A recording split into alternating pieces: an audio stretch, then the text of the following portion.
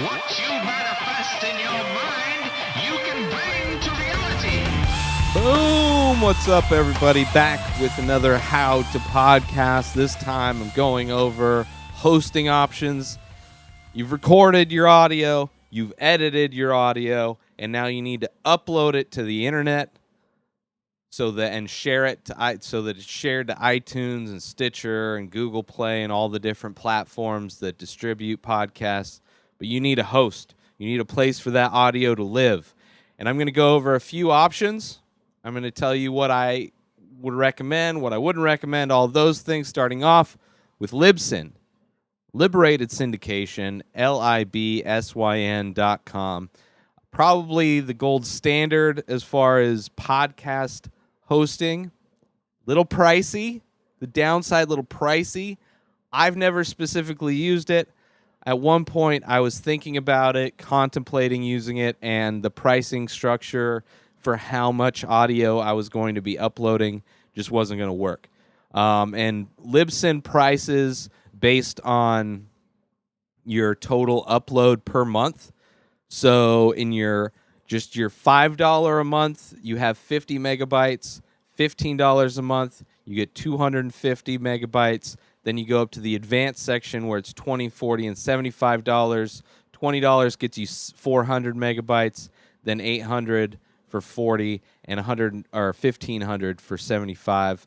Then you get a bunch of extra features along with that, mobile apps and all that kind of stuff. So if you just want to do a podcast and you want the gold standard as far as hosts go, and you don't mind spending a little bit of extra money, all three of these are paid hosts. There used to be free ones, but these are the top three that I would recommend. Because if you're going to podcast, you're going to have to put a little bit of money into it on a regular basis.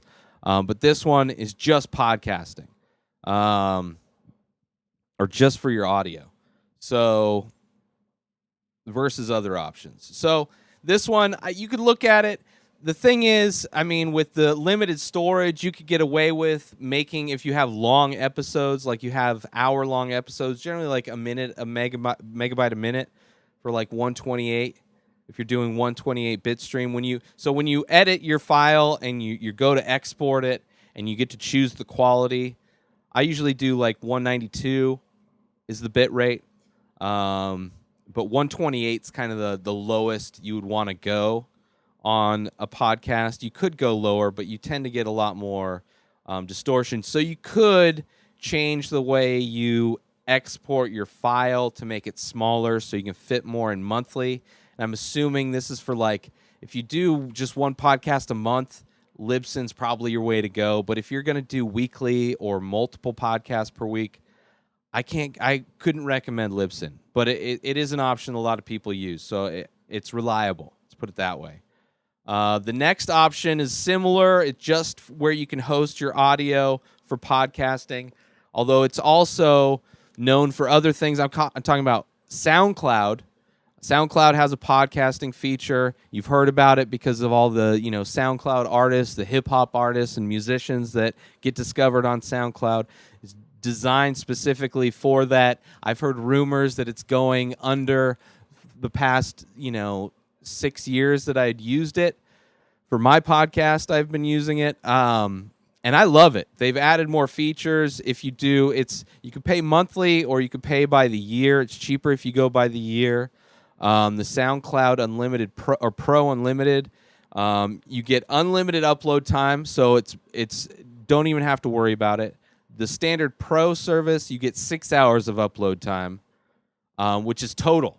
So that would be like if each episode is an hour long, you only get 6 episodes uploaded at a time, which kind of sucks. If you want people to go into your backlog of episodes, they would only be able to see the 6 most recent. So if you're going to do your podcast, I recommend getting the SoundCloud Pro Unlimited plan. It's $16 a month, right? Unlimited upload time versus $15 a month for Libsyn, and you only get 250 megabytes per month. So with SoundCloud, you can upload as much as you want. They all stay there. You don't have to worry about it. Of course, SoundCloud has its own app that has its own community, so you can be discovered. There's discoverability, which doesn't happen on Libsyn. That's outside of iTunes and SoundCloud and all that kind of stuff. They'll list all your analytics, similar to finding them on all these other things. But this, if you're looking to just host your audio and you're not looking to do other things with your podcast, I would seriously look into SoundCloud. I don't think it's going out anywhere. It's a great platform in general, whether they offer it for podcasting or not. But I loved using it. I couldn't afford. I'm going with option 3 is what I use. But I have used for many years. I used SoundCloud and it was awesome. I never had a problem with it. And they have scheduling, which is a good feature. I think Libsyn has that as well. But the option that I have that I recommend other people use, especially if you're looking to grow your podcast, or maybe you do a podcast because you have a business and you want to, this is like supplemental to that, I recommend going with Squarespace. Not your traditional podcast hosting platform that you would think of, but it is well known for websites. So if you're looking to do a website, you can do that. Full website. You could sell merchandise on the website. It has integrated business, storefront, all that kind of stuff. Podcasting in the blogs. You can upload audio, and it has iTunes broadcasting features, so you can go through and you can set up Squarespace so that your audio on your blog gets sent out to iTunes and everything, just like you would on Libsyn or SoundCloud. But it just allows you to do so much more. So on my website, inspireddisorder.com, links are up top. You can see all of my artwork that I've done. So there's photo galleries. You get to see all the podcasts that I've done. And that's where I host the Inspired Disorder podcast, where the audio version of this show is released on iTunes. You can schedule posts. You can do everything. I sell all of my artwork on there. I have over 500 pieces of artwork for sale on my website.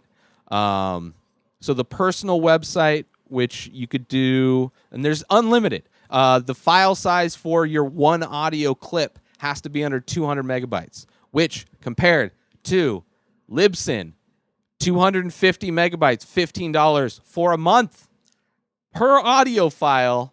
On Squarespace, you can do, I believe it's 200, but it's like a 2-hour podcast mixed on high-quality bitstream. But it's unlimited storage, unlimited traffic. You can do so much with it. The business one, if you are looking to do, sell stuff and have more capabilities, is $18 a month when you pay by year. It's $26 if you go month to month. Both of the plans, the SoundCloud and Squarespace, there's deals if you pay for the year. Like most things, you get a discount for paying a year in advance.